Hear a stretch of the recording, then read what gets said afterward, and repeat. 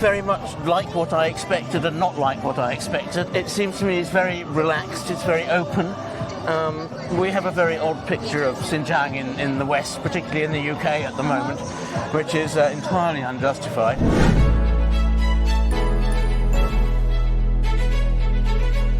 Hello everyone, welcome to In Xinjiang, telling you the most truth about Xinjiang from expat eyes. Today we are joined by a new friend. Sir, could you please introduce yourself to our audience? Hi there, my name's James Trapp. In Chinese, I'm Pu Huajie. I'm now a freelance translator of both classical and contemporary Chinese. And this is my very first time in Xinjiang. So warmly welcome to Xinjiang. Thank you. And for people who already know or watched our shows before, I think they are familiar with the background because we're now at the International Grand Bazaar. I know that you are already in Xinjiang for a few days. What places have you visited? We've been to two cities, Kucha or Kuche and Urumqi. It's a very exciting trip. So what left the deepest impression on you for these few days in Xinjiang? Many things. It's both very much like what I expected and not like what I expected. It seems to me it's very relaxed, it's very open.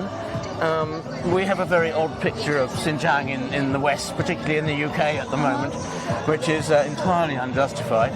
Yeah, you mentioned you missed some historical relics before, so now we're in a modern city here in Xinjiang. So how was your feeling about this?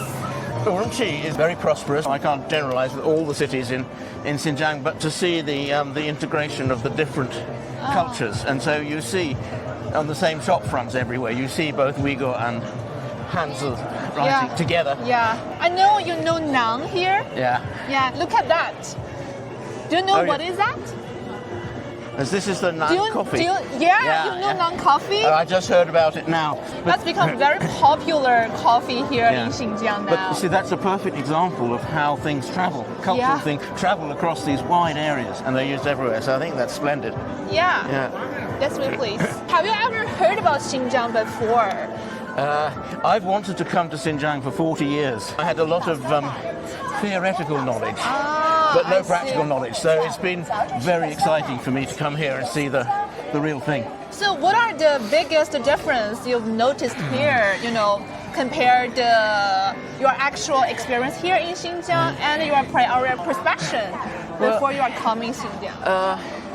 That's hard to say. I suppose I expected some of the smaller town like Kuche to be a little more primitive, which it wasn't. It was very nicely presented, but less so than Urumqi. The mix of cultures is very much exactly what I expected to see, and I'm very pleased to see. And it has a different feel. Yeah. There's something, the architecture. You can see a lot of different diverse cultures like the Uyghurs, Kazakh. How do you think the Xinjiang's efforts in preserving all of those diverse cultures? I've certainly been very impressed with what I've seen. As far as I can tell, you have a harmonious society here, which is what one really wants. It's the ideal everywhere. You met a lot of people here in Xinjiang. So how do you like the people here? As everywhere in China, everyone's very friendly, very welcoming. They want to talk to you. They want to share information about their lives. They want to find out about yours. It's the same everywhere, I've found, which is another thing that Westerners don't know about China or don't understand. But it's been splendid everywhere we go. We've been welcomed. We have a lot of different fruits. Hami melon. There's some very famous. Hami melon. That's very famous one. Yeah, maybe that there we can see the actual Hami melon. Have you tried that before?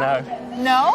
Maybe we can try that this time. See, I like that one is the Hami melon, and there's a watermelon, and then we do some very cute pictures on that. Watermelon art.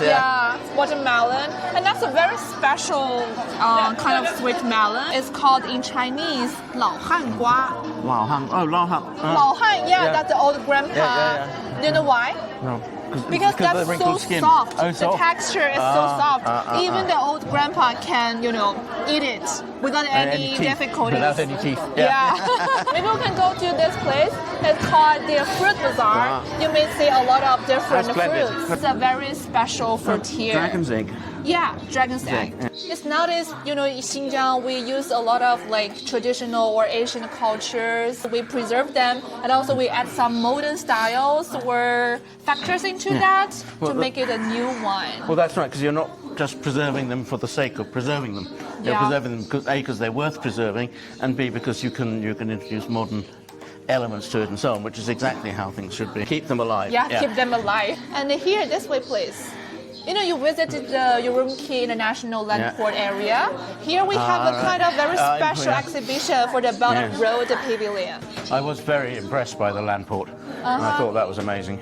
The forward planning, the thought that's gone into it, into the complexity of the logistics, everything is really very impressive and clearly ready to develop and keep developing in a way that I think will surprise a lot of people.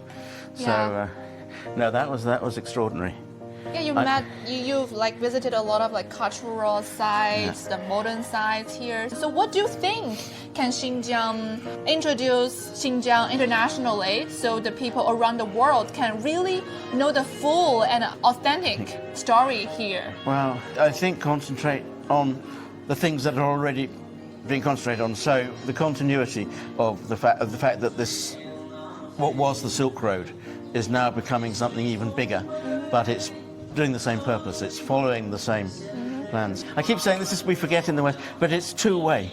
It's this two-way exchange, and that's the important thing, and that's what needs to be emphasized, that there is this huge opportunity for two-way commercial and cultural exchange to everybody's benefit. Yeah. Why not? Why not do it? There's no reason, as far as I can tell. It's very impressive. But in the West, they see this as a threat. This One Belt, One Road, it's a threat. It's China trying to take over the world. I've been doing this for 40 years and saying, but China doesn't want to take over the world. You don't want to take over the world, do you? Why would you want to, they're opening up opportunities. So, we just want the benefit for all. But people don't believe that. Yeah. They're very suspicious. So, which is very sad.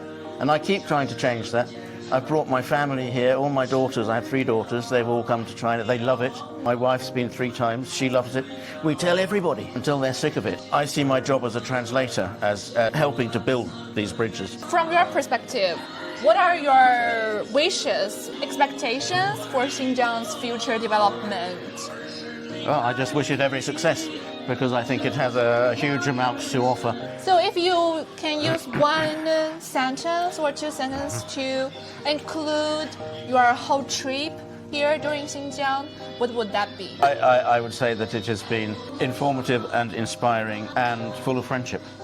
Would you recommend other people in your country or other places to come to Xinjiang? Oh, yes, of course I would. Yeah, of course I would. Yeah, Okay. Absolutely. Yeah. Thank you. Thank you so much. Thank you.